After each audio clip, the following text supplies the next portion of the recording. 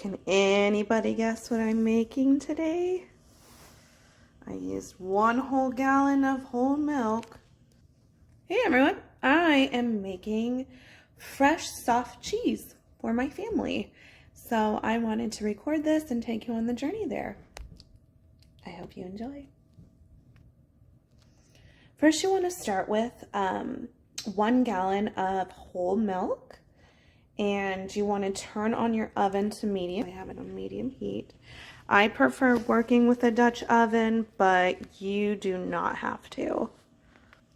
I'm going to constantly be stirring this milk until it reaches a temperature between probably around 200 degrees Fahrenheit. So you don't want your milk to boil. So it's just before the boiling point is the sweet spot for milk. And I'm just going to teach you how easy this is to make for your family. It only requires 3 ingredients. The 3 ingredients that you use is 1 gallon of whole milk, white vinegar, or really frankly any vinegar, but I prefer white, and some salt, and a cheesecloth, or just a really light cloth that you could use as well, but I prefer using a cheesecloth. So, right now I kind of prepped my vinegar. I just used 1/3 cup of white vinegar, and I just put it in a Pyrex dish. And a handy tool to have as well is a cooking thermometer. But if you don't have that, you could just with clean hands touch the milk and see it should feel like a really nice warm bath. Or you can kind of see it starting to little bit like not quite get to that boil but almost there. That would be a good time as well. The reason why the whole time I'm pretty much stirring is because I just don't want any burned milk at the bottom. And so I just kind of continuously stir. I think it's relaxing, and it's so easy, and the cheese should last about 7 days in the fridge. And I'm still stirring. That's okay. I don't mind. This is like a soft white cheese. I never knew how easy cheese was, you were able to make cheese. And then I started to research some recipes, but really the first time I saw how easy it was my friend Kat came over and showed me how easy making ricotta cheese was. So then I remembered, oh, I have some time this evening and I have an extra gallon of milk. I'll go ahead and try and make some cheese and have it for breakfast in the morning with some toast.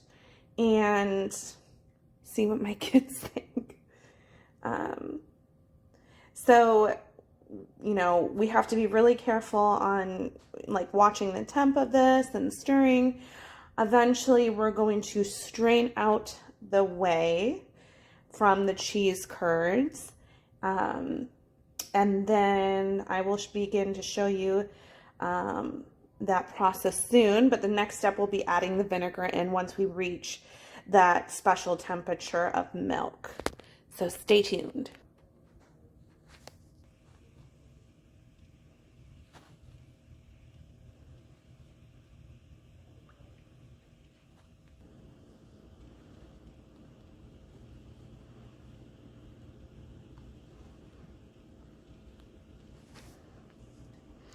So the milk is currently at a temperature of 115 degrees Fahrenheit, and it's getting kind of creamy looking, and I can just tell things are a little bit changed in it, just a lot more creamier looking, and I can tell that temperature is definitely going up from when we first started. So we'll continue waiting until it reaches that temperature between 190 and 200. So right now we're about 150. We're still getting there, but you can start to see kind of those bubbles kind of coming up to the rim and just the creaminess again. So I kept stirring this whole time, just to make sure that there wouldn't be any kind of issue for burned bottom milk. So it's looking really frothy and foamy. I think you really do need an internal thermometer. Don't use your hands because it's really warm. I can just tell.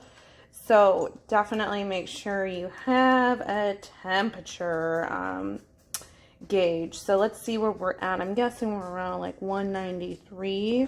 So let me show consistency. Looks like it's really kind of foamy and frothy. It's really kind of yummy looking. Kind of what you imagine like topping of a latte coffee would look like or something like that. So let's look at the temperature of it. Let's grab that. All right. I was right on, just 194. This is about the time I'm going to go ahead and add my vinegar in. So let's go ahead and give this a good stir. And we're going to go ahead and pour some vinegar in and remove this pot to a cold burner. So you want to remove it off the heat and onto a cold burner. So let's go ahead and pour.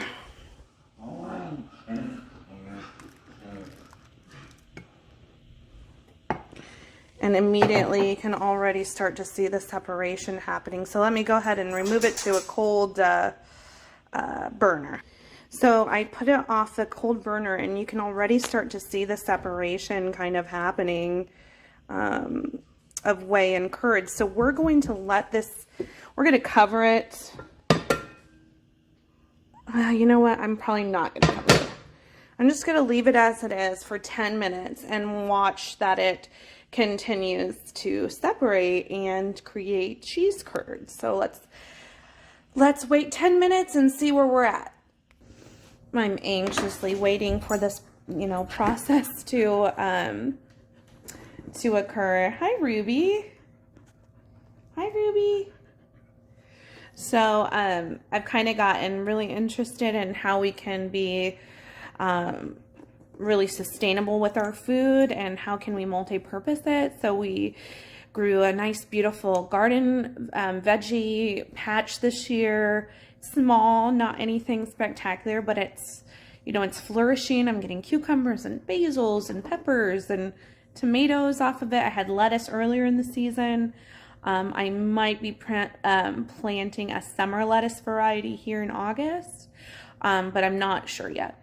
And so, what I'm finding is, groceries are really expensive. So if we can try and make fresh, healthy foods and it's really easy and simple, why not? So we've got probably about 8 more minutes to go. All right, so we're about 15 seconds away from the final, result of, separating cheese curds from whey. And what I'm going to do is I am going to take that Dutch oven pot and I'm actually going to, I told you we were close. I'm going to actually pour it into a larger pot. I have a colander over top of the larger pot and a cheesecloth. You can get these cheesecloths at any grocery store. I got this at the neighborhood Walmart. And so what it's going to do is I'm going to pour the cheese curd and whey in here. It's going to continue to separate the whey out from the cheese curds. And I'm going to let it sit for about 10 minutes. But let's look at our cheese. Take a look, guys. So beautiful and creamy and delicious. And let's just see how it's gone.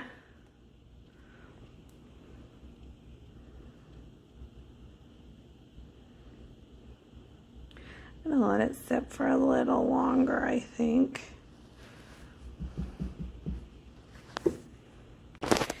So we've let this sit for about 10 minutes.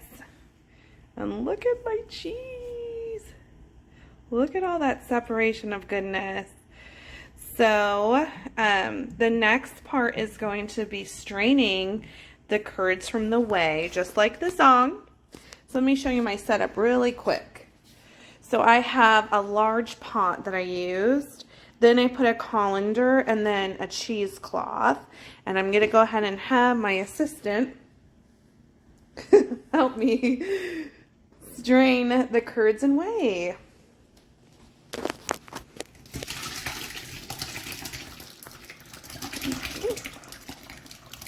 Get it all in there. Perfect.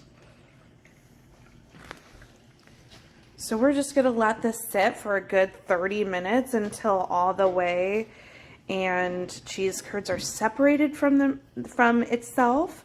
After that, we'll go ahead and add salt. But right now, we're just going to let it sit for 30 minutes and see how this cheese forms. So we finally are at one of the final stages of cheese making. So just to go over what we did, we took 1 gallon of milk, put it on medium heat on a stove, brought it up to a temperature between 195 and 200 Fahrenheit. From there, we added about 1/3 cup of vinegar, stirred it gently, but made sure the vinegar went throughout, and instantly you start to see the separation of curds and whey.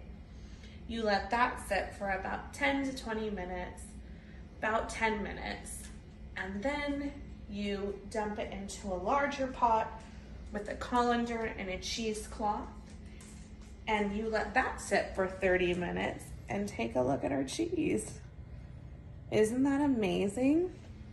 So the last couple of steps is I'm gonna take some salt and I'm gonna sprinkle about a tablespoon of pink Himalayan salt in, and I'm gonna take my spoon and just kind of gently incorporate it.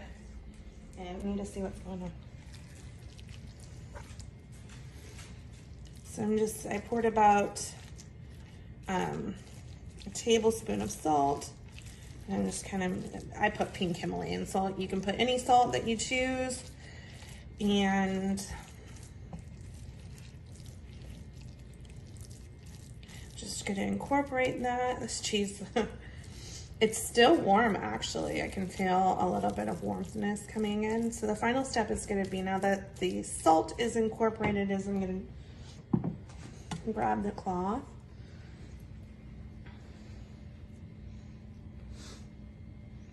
and all ends. I'm gonna twist. Look at, as you can tell, still there's some whey in here. Keep twisting. Really try to get, all this out.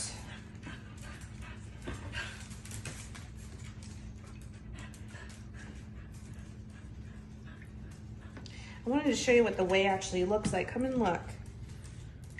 Do you see it? It's yellow. That's all the whey. And if you want to save the whey, because you can use it in a variety of different ways. For example, for baking, and anytime baking requires water, you can substitute the water amount for whey. You can use whey to cook rice. All sorts of different ways to use whey. And I believe once it's in the fridge, it can last for 6 months kept. This cheese will last about a week, but I doubt it's gonna last that long. So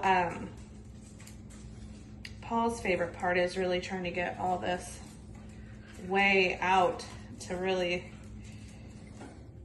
there's still quite a bit, to really get that cheese to dry out. So I'm gonna continue doing that, and then I'll show you the final piece.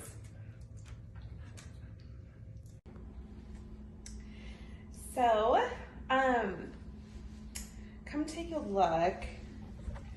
So I have it nice and wrapped in this cheesecloth. I left it for another 10 minutes just to get any excess water out of it, kind of twisted it, put a lot of pressure, tried to drain as much of the way out of the curds.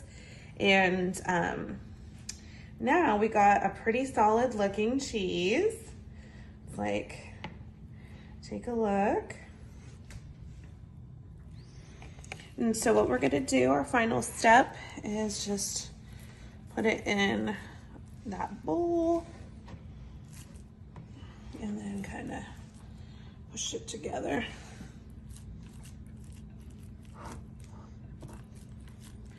And my cameraman's gonna taste it. It's still warm. Yeah. It's actually still warm. Very fluffy, light, good taste, not watery. It's very good. Yeah, so now what I'm gonna do is just stick it in the fridge to harden, and we're gonna enjoy it tomorrow morning for breakfast. Take a look at it. So we're gonna enjoy it in the morning for breakfast and whatever else. Again, it lasts for 7 days in the fridge. Whey will last for 6 months. But I wanted to talk about a few things that could go wrong. Some of the things that I experienced on my first try doing cheese. When I added the vinegar, I didn't stir and incorporate the vinegar all the way through. So I noticed that I didn't get a lot of curds at first. So in those cases, if you don't get a lot of curds, add another tablespoon of vinegar, let it sit, add another tablespoon of vinegar, incorporate it gently, not like a vigorous stir, just a gentle stir, but make sure it's incorporated. Let it sit for another 10 minutes, and then it should have a lot more curds. Still, if you don't have enough curds, add just 1 more tablespoon, but by that point, you should definitely have enough curds and whey. So I just want to encourage you that this was a really easy process, maybe about an hour, but not fully standing for an hour. A lot of just stir, stir, stir, let it drain out, and we got fresh cheese in the morning. So if you have any questions, just place a comment. We just hope this is an encouraging video and that anybody could do things that sound really hard, because it's really not that hard. We can all do it. So I encourage you to give it a go, and have a great rest of your night.